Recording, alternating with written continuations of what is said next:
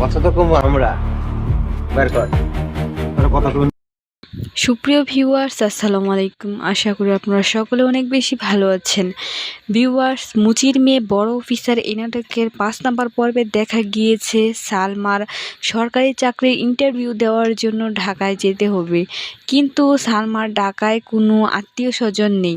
ঢাকায় গিয়ে থাকা এবং খাওয়ার খরচ যোগান দিতে পারবে না সালমা এবং বিল্লাল, তাই তারা মেম্বারের কাছে যায়, কারণ মেম্বারের মেয়ে লিলির ঢাকায় বিয়ে হয়েছে, সে সেখানেই থাকে। সালমা মেম্বারকে বলে লিলির বাসায় যেন তাদেরকে 2 দিন থাকতে দেওয়া হয়। বন্ধুরা, এই নাটকে আরও দেখা গিয়েছে শুভ্রর সাথে লিলির সম্পর্ক তেমন ভালো না, কারণ লিলি সবসময় শুভ্রর সাথে ঝগড়া করে, এমনকি লিলি সবসময় তার শ্বশুর শাশুড়িকে দিয়ে বাড়ির সব কাজকর্ম করায়।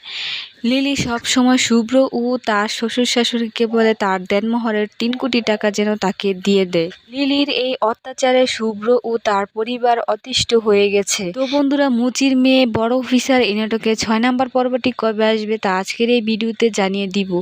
বন্ধুরা, আপনারা যদি আমাদের চ্যানেলে নতুন সদস্য হয়ে থাকেন তাহলে অবশ্যই চ্যানেলটিকে সাবস্ক্রাইব করে দিবেন, কারণ আমরা প্রতিনিয়ত এই সকল ভিডিওর আপডেট দিয়ে থাকি।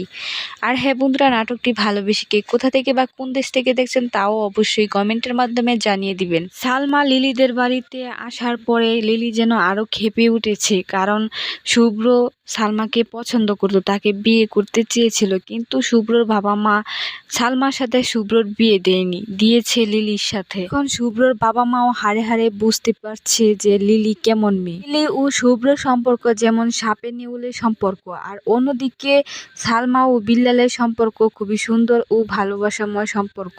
বন্ধুরা, সালমার কি সরকারি চাকরিটি হবে তা দেখতে হলে অবশ্যই মুচির মেয়ে বড় অফিসার এই নাটকের 6 নম্বর পর্বটি দেখতে হবে।